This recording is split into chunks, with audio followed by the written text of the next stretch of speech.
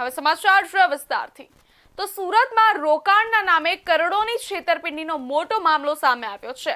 Resort અને restaurant પ્રોજેક્ટમાં ભાગીદારી કરાવી રોકાણકારો સાથે ગુનાહિત વિશ્વાસઘાત કરનાર 3 આરોપીઓને સુરત શહેર પોલીસની ઇકો સેલે ઝડપી પાડ્યા છે।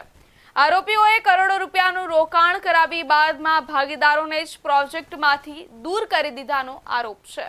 સુરત શહેર પોલીસની ઇકો સેલને મળેલી ફરિયાદ મુજબ આરોપીઓ ખુશમનભાઈ પટેલ, પુનિતાબેન પટેલ, સ્મિત પટેલ સહિત અન્યોએ મહારાષ્ટ્રના નંદુરબાર જિલ્લામાં આવેલ જમીન પર Rosiya hill resort and adventure park, Rosiya hill resort તેમજ જલસા બાર એન્ડ રેસ્ટોરન્ટ પ્રોજેક્ટ શરૂ કરવાની યોજના દર્શાવી હતી।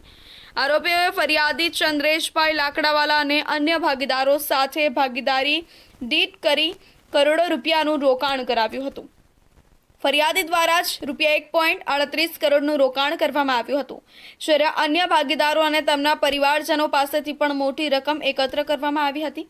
પ્રાથમિક તબક્કે આરોપીઓએ રોકાણકારોને નફા અને વળતરની ચૂકવણી કરી વિશ્વાસ જીત્યો હતો, પરંતુ બાદમાં વળતર આપવાનું બંધ કરી દીધું હતું।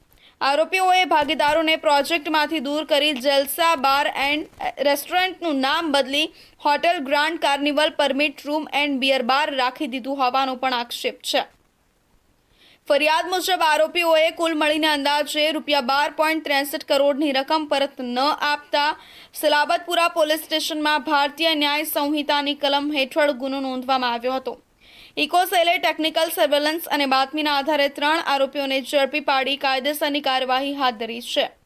સુરત શહેર પોલીસ હાલમાં સમગ્ર મામલે વધુ તપાસ ચલાવી રહી છે અને અન્ય સંડોવાયેલા લોકોની ભૂમિકા પણ તપાસ હેઠળ છે। રોકાણના નામે છેતરપિંડીના આ કેસે વેપારી વર્તુળોમાં ચકચાર મચાવી છે। ફરિયાદી શ્રી ચંદ્રેશભાઈ લાકડાવાલાએ મહારાષ્ટ્રના લકડકોટ ખાતે આવેલ વિસ્તારમાં જલસાબાર નામનું અને રોસિયા રિસોર્ટ તરીકે એક પ્રોપર્ટીમાં પોતે ભાગીદાર તરીકે રોકાણ કરેલું હતું અને આ રોકાણ કર્યા બાદ એમણે જે ભાગીદારો સાથે રોકાણ કરેલું હતું એ રોકાણ અનુસંધાને તેઓને તેમના અન્ય ભાગીદારો તરફથી કોઈપણ પ્રકારનું વળતર વગેરે મળવાનું બંધ થઈ ગયું। આ અનુસંધાને તેઓએ એમના ભાગીદારો સાથે વાતચીત કરી અને જે કંઈ પોતાના રોકાણ મુજબનું વળતર હોય, પ્રોફિટ હોય એ આપવા માટે તેઓએ જણાવેલ, પરંતુ તેમના અન્ય ભાગીદારોએ આ પ્રકારે કોઈપણ પ્રકારનો એમને રિસ્પોન્સ નહીં આપેલો અને કોઈપણ પ્રકારનું નફામાં તેમને વળતર નહીં આપતા તેઓએ અત્રે ઇકો સેલમાં ફરિયાદ કરેલી હતી। જે અનુસંધાને સરબતપુરા ખાતે ગુનો નોંધી આરોપી વિરુદ્ધ તપાસ કરતા આરોપીઓ ખુશમન પટેલ અને અન્ય તેમના પરિવારના 2 સભ્યોને અમે ધરપકડ કરેલી છે। તેમના પત્ની પણ ધરપકડ કરવામાં આવેલ છે અને આગળની કાર્યવાહી ચાલુ છે। તેમને વળતરની લાલચ આપવામાં આવેલી હતી કે અમારું આ જે બાર છે તે ત્યાં ખૂબ સારી રીતે હાલ ચાલી રહ્યો છે અને તમે એમાં જો રોકાણ કરશો તો ભવિષ્યમાં તમને ખૂબ સારું વળતર મળશે। આ રીતની લાલચ આપી અને તેઓને ત્યાં ભાગીદાર બનાવવામાં આવેલા હતા, પરંતુ જ્યારે વળતર માટેની વાત ફરિયાદી દ્વારા જ્યારે કરવામાં આવી તો આરોપીઓએ તેઓને કોઈપણ પ્રકારનું વળતર આપેલ નહીં અને તેઓએ જે પોતે રોકાણ કરેલું હતું એ રોકાણની રકમ પણ પરત નહીં આપેલ, જેથી ફરિયાદીએ આ બાબતે ગુનો દાખલ કરાવ્યો। કેટલી રકમની છે? કુલ રકમ 12 કરોડ જેવી થાય છે।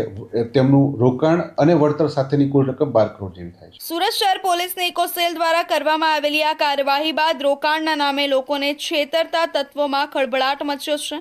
પોલીસે લોકોને પણ વધુ નફાની લાલચમાં આવી અજાણી યોજનાઓમાં રોકાણ કરતા પહેલા સંપૂર્ણ તપાસ કરવાની અપીલ કરી છે। હાલ સમગ્ર મામલે વધુ તપાસ ચાલુ છે।